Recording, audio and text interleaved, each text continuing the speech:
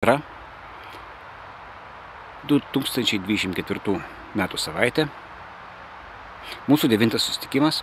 Ačiū dirbtiniam intelektui už skaičių 9. Einu savo per mišką, žiūriu. Žaisliukas kabo. Nieko nuostabaus. Pats ir pakabinau. Su kalėdomis. Sveiki sulaukę. Esu Klaipėdoje. Šitos šventės važiuoju pas mamą. Įsiauginau biškį barzelį. Noriu būti panašus į senelį Šaltį. Arba tiesiog į senelį. Kalbėsimės apie kalėdas.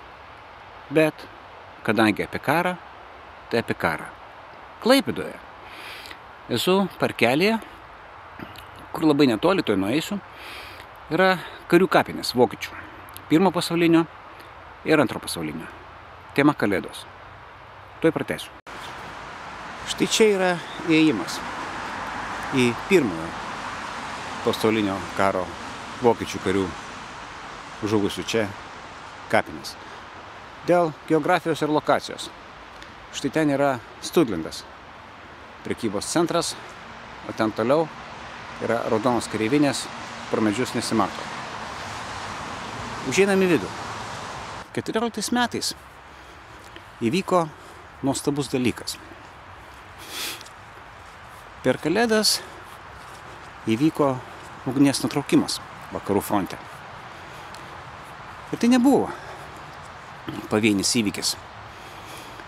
Apie 30 tokių įvykių buvo užfiksuota. Kareiviai keitėsi dovanomis, tom, ką turėjo, cigaretės, saldumynai, vynas. Vadai buvo nepatenkinti.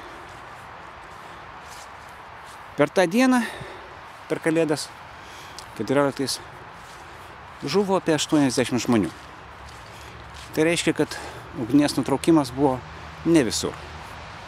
Ir tiesą sakant, tai buvo kraštinis ugnies nutraukimas per kalėdas 1 pasaulinio karo metu. Ir vėliau, 15, 16 ir 17,